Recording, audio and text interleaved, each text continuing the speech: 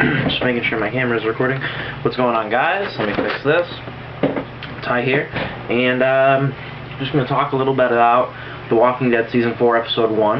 It aired tonight, premiered, and it was spectacular. What an episode, honestly. So yeah, I'm just going to talk a little bit about that whole thing now. This episode does contain spoilers, so... this review does contain spoilers, so you've been warned. So if you have not watched Season 4 of The Walking Dead, the premiere yet, don't watch this video. If you don't care, then continue watching. So this episode was 30 Days Without an Accident. Now, we kind of see later how, with Beth, like why it's called that. And it's just such a good episode. You know, we get to see so many characters from Woodbury, and we see the prison is not the same as it was last season. Last season it was very dull, very bland. You know, they had a lot of problems, which I'm sure they'll have more problems. You know, it's The Walking Dead, but you know, right from the get-go, Rick comes out and he's listening to his MP3 player or iPod or whatever he has, just listening to some music and farming. You see that we have a farm, we have pigs, they have a stove, like it looks like a brick.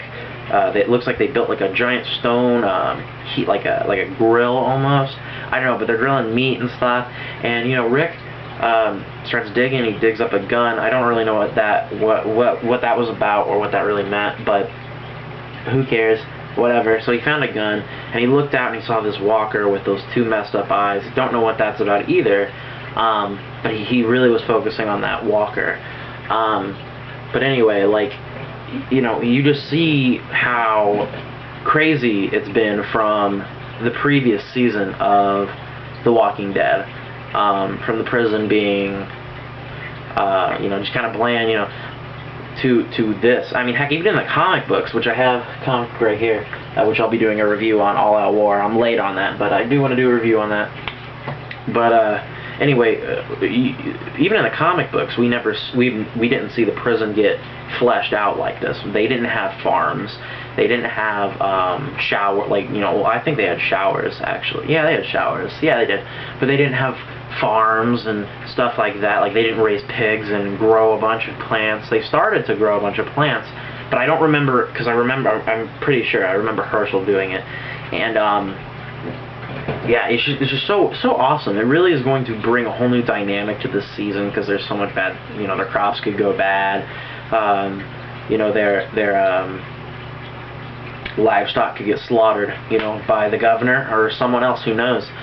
We have 16 episodes, I'm pretty sure 16 episodes in this season. A lot could happen. So yeah, that's just one thing that I really enjoyed about the premiere, and what I'm going to enjoy about this season is how fleshed out the prison is. It's saying farm, because it pretty much is a farm. They have a little farm. So yeah, Rick is definitely a lot better.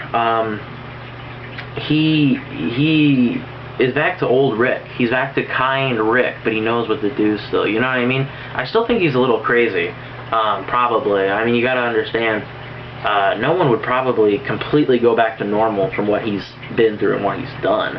Even in the comic books, he's pretty much back to normal, but it took him a long time to get from Lori to death, you know, to now, issue 115.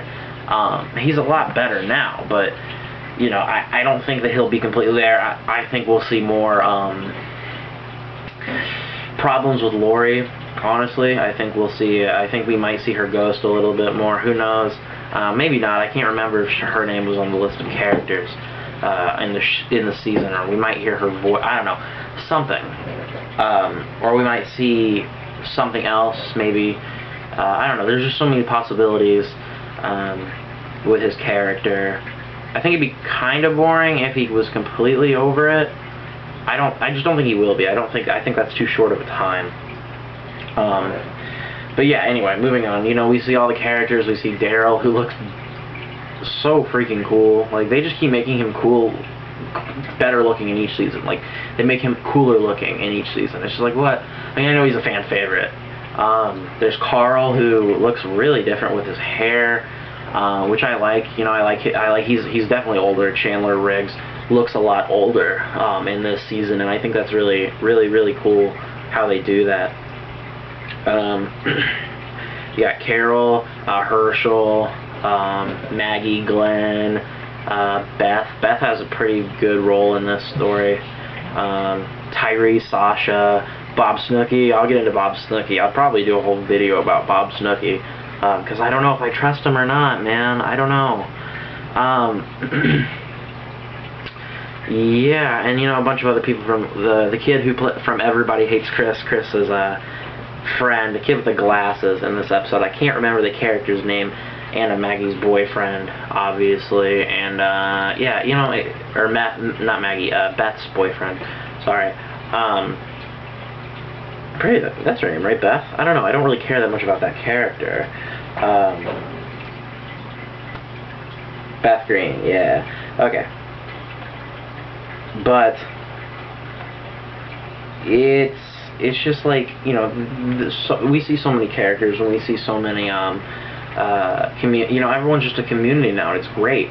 Kind of fast in The Walking Dead, considering Rick didn't get a big group till way later in the comic books, way after the prison. In the comic books, he has the group he's with now, which is huge. But I mean, media, comic books and television, that they're so different, and you can fit more into a television series. But anyway, so Rick goes out and he wants to, find the animals that he caught that they set traps for, and he wants to get to them before the walkers. And he walks up and he finds a lady who looks just like a walker. Actually, in this episode, the whole time I thought she was a walker, and I thought he was still crazy and losing his mind. But he escorts her back to her camp where she says her like, I guess, lover is there. And she started, we get this whole story about how her plane crashed, or not crashed, or didn't take something with the plane. I can't really remember. And her lover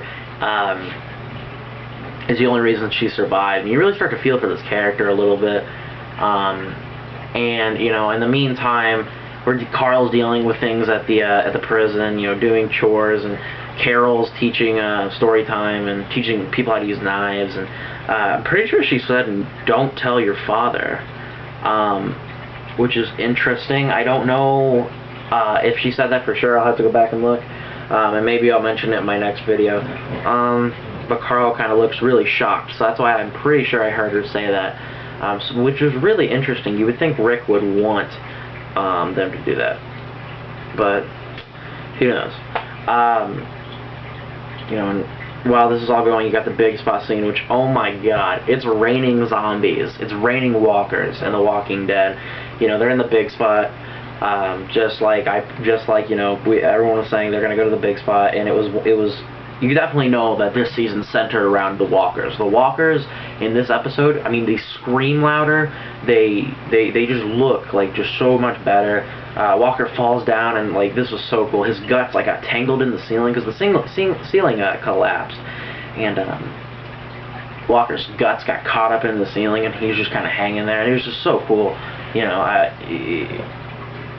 It was just such a good episode. Good amount of walkers, good zombie kills. Everyone's just out there. Michonne's hunting the governor, as we know. You see her do that, and I thought she was doing it undercover, but it turns out that everyone knows. So we probably won't see anything for the governor at least halfway through, or at least till episode 4 or 5, I think. But who knows? This show's crazy. What else to cover? Okay, so Rick brings the girl back. Bob Snooki, he was an alcoholic. He was a medic in the army, but he was an alcoholic, and he's kind of eyeballing the booze. And he starts to take one, and the thing all the shelves collapse, and the thing falls on him.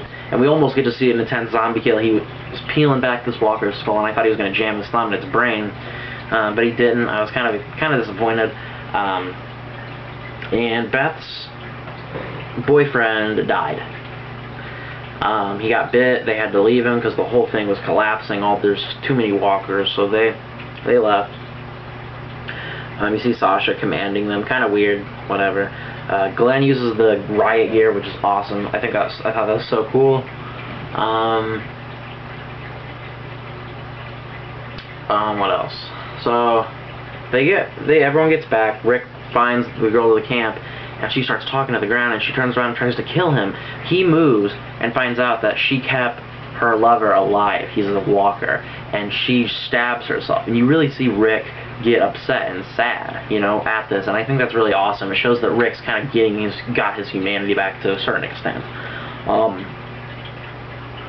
He tells him the 3 questions that he was going to ask, and he goes back, home, and they have to tell Beth about her boyfriend's death, and she says, okay, whatever, and takes 30 days. She has a sign that says 30 days without an accident that she got probably from like a raid at a grocery store or something, or some kind of workplace, and she took it down to 0. And she said she doesn't cry anymore. So we're definitely going to see some character development in Beth. I think she's taking the role of Sophia in the comic books, just older, obviously. So that's really good. I'm glad she is, because she was just there. And then this is interesting. At the end, this kid was getting sick. Everybody hates Chris guy. The guy with the glasses was getting sick. He asked, when Carol was talking about knives, he has to leave because he didn't want to throw up on anybody. And at the end, we see him go to the shower, and he is just sweating and, I'm assuming vomiting. They didn't show him vomit, but and he turns on the thing, falls, and he's all bloody. He falls, he's all bloody, and his eyes open, and he's a walker. That is interesting. I want to know what that's about so bad. Maybe I'll think some stuff up and come up with some predictions about that. But he got the disease, and there was no wounds on him, as far as we know. So, how did that happen? How did that happen? That's the number one thing I'm wondering about. I don't know if it's going to be the Hunters. That was one thing I thought about, but I don't know. Might be an insider from Woodbury. But anyways, I give this episode a 10 out of 10. Awesome Walker action, awesome characters. Just everything about it was really awesome. So I think I'm going to cut it here. So, yeah. See you later.